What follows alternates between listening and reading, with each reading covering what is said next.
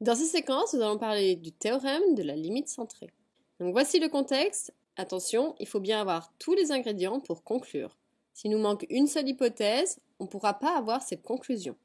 Donc ici, on va considérer n variables aléatoires qui vont s'appeler x1 jusqu'à xn, qui sont, premièrement, indépendantes les unes entre les autres. Ça, c'est la première chose. Deuxième chose, elles vont toutes avoir la même espérance. Donc, je rappelle que l'espérance est notée grand E de, par exemple, x1, qui va être égal à grand E de x2, etc., jusqu'à grand E de xn. Et tout ça, ça vaudra petit m. Ensuite, on veut qu'elles aient toutes le même écart-type. Donc, l'écart-type, je rappelle, c'est avec sigma. Donc, ça veut dire que sigma de x1 sera égal à sigma de x2, qui sera égal, etc., jusqu'à sigma de xn, qui vaudra tout simplement un nombre qu'on notera sigma.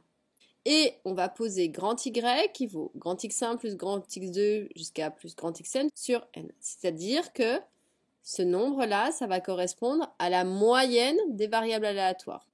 Alors attention, je ne connais pas les lois suivies. Je ne sais pas si ce sont des binomiales, des lois de Poisson, des lois normales. En tout cas, je veux seulement qu'elles aient bien toutes la même espérance et qu'elles aient bien toutes le même écart-type. Eh bien, à ce moment-là, lorsque je vais faire une très grande somme, parce qu'on vous dit ici, lorsque n est suffisamment grand, donc ça veut dire que lorsque je vais générer un grand nombre de sommes, eh bien, y il va se rapprocher, il va suivre approximativement, c'est ce qu'on vous dit, une loi normale. Après, on va préciser ces deux paramètres à cette loi normale. Eh bien, son espérance, ce sera la même que chacune des espérances des lois qu'on considère.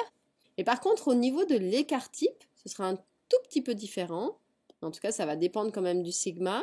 Ce ne sera pas seulement sigma, son écart-type, mais ce sera sigma sur racine de n.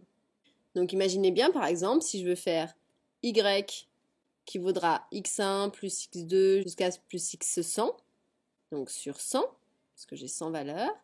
Donc lui, il pourra être rapproché donc par une loi, donc normale, ça c'est ce qu'on a dit, qui sera grand N de, donc on a dit M, on verra le contexte dans l'exercice, et donc ce sera sigma sur racine de 100.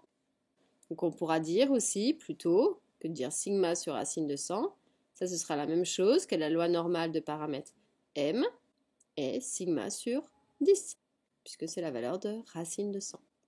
Et donc après, on fera nos calculs de manière très naturelle avec la calculatrice ou avec une table si elle nous est donnée.